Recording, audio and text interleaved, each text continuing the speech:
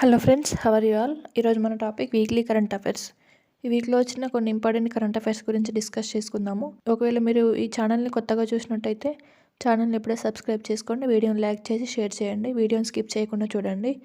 ఎందుకంటే ఈ వీక్లో వచ్చిన చాలా ఇంపార్టెంట్ కరెంట్ అఫైర్స్ ఉన్నాయి. అవి అంతర్జాతీయ, జాతీయ, నేషనల్, ఇంటర్నేషనల్, స్టేట్ రిలేటెడ్, అలాగే సైన్స్ అండ్ టెక్నాలజీ, అపాయింట్మెంట్స్కి సంబంధించి, స్పోర్ట్స్కి సంబంధించి ఇంపార్టెంట్ కరెంట్ అఫైర్స్ ఉన్నాయి. సో వీడియోని స్కిప్ చేయకుండా చూడండి. ఈరోజు మన ఫస్ట్ టాపిక్ ఇంటర్నేషనల్ రిలేషన్షిప్స్లో భాగంగా భారత్కి బెల్జియంకి మధ్య రక్షణ ఒప్పందం. భారత్కి బెల్జియంకి మధ్య రక్షణ ఒప్పందానికి సంబంధించి రక్షణ సహకారం కోసం కీలక ఒప్పందం కుదుర్చుకున్నారు. వాణిజ్యం, టెక్నాలజీ, రక్షణ, వ్యవసాయ రంగాల్లో పరస్పర సహకారం కోసం రక్షణ ఒప్పందాలు కుదుర్చుకున్నారు. బెల్జియం దేశ యువరాణి మన ఇండియాలో పర్యటించడం జరిగింది. ఆ పర్యటనలో భాగంగా ఆర్థిక సహకార మిషన్ ఏర్పాటుకు ఒప్పందం కుదుర్చుకున్నారు. భారత్ మరియు బెల్జియం రక్షణ ఒప్పందం, ఆర్థిక సహకార మిషన్ ఏర్పాటు. నెక్స్ట్ నేషనల్ కరెంట్ అఫైర్స్లో భాగంగా నవరత్న హోదా కంపెనీలుగా ఐఆర్సిటిసి, అలాగే ఐఆర్ఎఫ్సి. ఐఆర్సిటిసి అంటే Indian railway catering and tourism corporation, IRFC Indian railway finance corporation. ఈ ఐఆర్సిటిసి అలాగే ఐఆర్ఎఫ్సి నవరత్న కంపెనీలుగా హోదా పొందడం జరిగింది. మొత్తం భారతదేశంలో ఈ రెండు కంపెనీలతో పాటు మొత్తం 26 నవరత్న హోదా కంపెనీలుగా ఉన్నాయి. ఈ నవరత్న హోదా కంపెనీలుగా అధికారం నవరత్న హోదాను ఎలా ఇస్తారంటే కంపెనీస్లో ఆర్థిక పనితీరు, నిర్వహణ ఆధారంగా నవరత్న హోదా కంపెనీలకు ఇస్తారు. రీసెంట్గా ఐఆర్సిటిసి, ఐఆర్ఎఫ్సి నవరత్న హోదా కంపెనీలు పొందడం జరిగింది. టోటల్ 26 ఉన్నాయి భారతదేశంలో. Next Gujarat. Gir national park ఎక్కడ ఉందని అడుగుతారు, చాలా ఇంపార్టెంట్. గిర్ నేషనల్ పార్క్ గుజరాత్లో ఉంది. ఈ వరల్డ్ వైల్డ్ లైఫ్ డే సందర్భంగా, ప్రపంచ వన్యప్రాణి దినోత్సవం సందర్భంగా ప్రధానమంత్రి నరేంద్ర మోడీ గారు గుజరాత్లో పర్యటించడం జరిగింది. అలాగే గుజరాత్లో పర్యటించి కొన్ని ఇనాగ్యురేషన్స్ కూడా చేయడం జరిగింది. అవేంటో ఇప్పుడు చూద్దాము. National board for wild life programme గుజరాత్లో ఎస్టాబ్లిష్ చేయడం జరిగింది.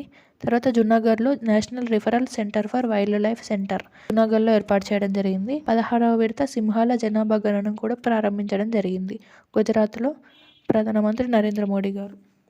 Next Vantara wild life sanctuary, చాలా ఇంపార్టెంట్. ఇది రీసెంట్గా ఎస్టాబ్లిష్ చేయడం జరిగింది నరేంద్ర మోడీ గారు.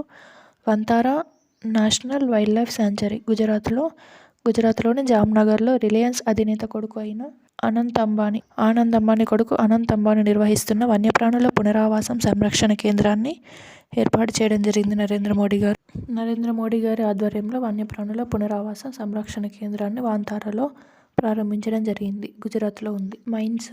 Barytes quartz.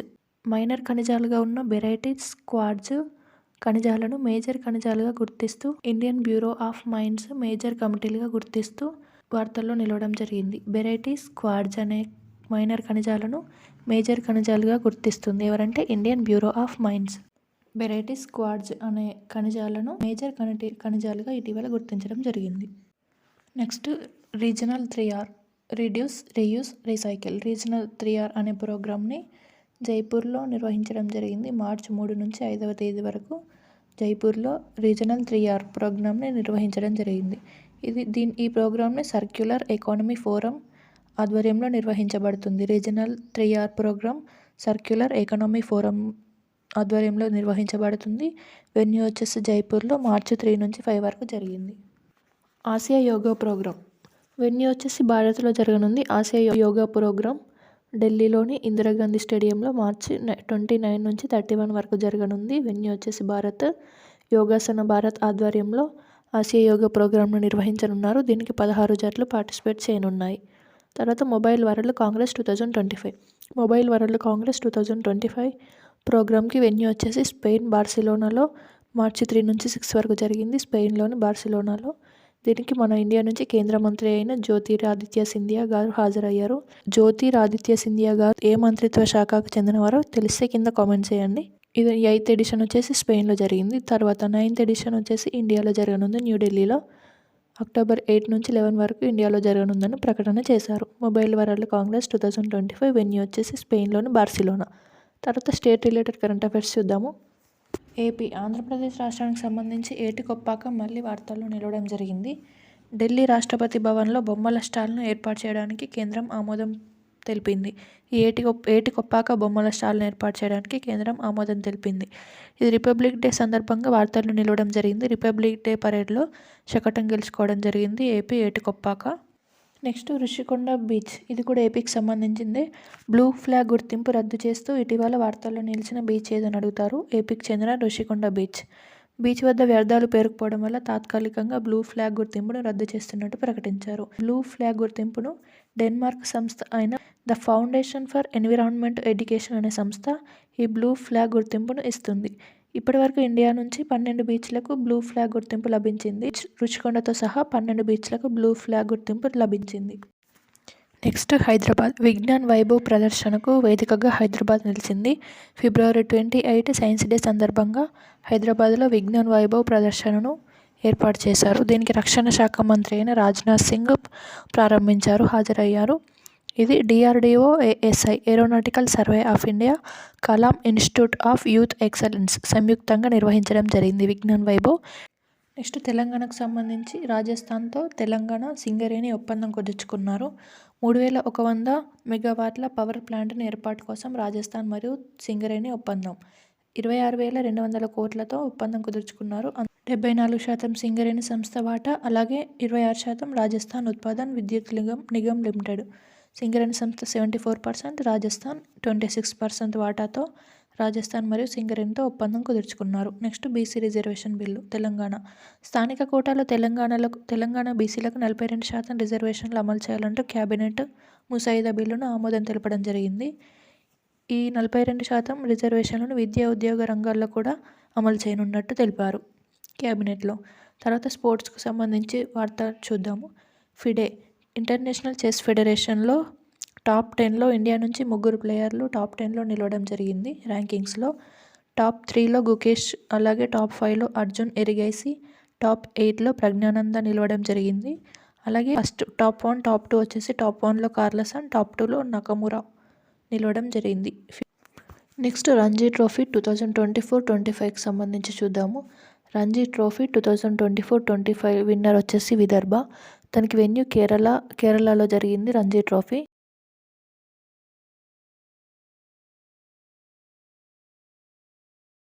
Winner Vidarbha, runner up Kerala. Match draw కావడంతో ఇన్నింగ్స్లో లీడ్లో ఉన్న విదర్భ గెలుపొందడం జరిగింది. ఈ విదర్భ దీంతో రంజీ ట్రోఫీ గెలుచుకోవడం 3వసారి. వెన్యూ వచ్చేసి Kerala, winner Vidarbha, runner up Kerala. Next retirement. Sharath Kamal చాలా ఇంపార్టెంట్ అండి ఇది. ఇండియన్ టేబుల్ టెన్నిస్ ప్లేయర్ అయిన శరత్ కమల్ గారు రిటైర్మెంట్ ప్రకటిస్తూ వార్తల్లో నిలిచారు. శరత్ కమల్ గారు ఏ క్రీడకు సంబంధించిన వారు అని అడుగుతారు.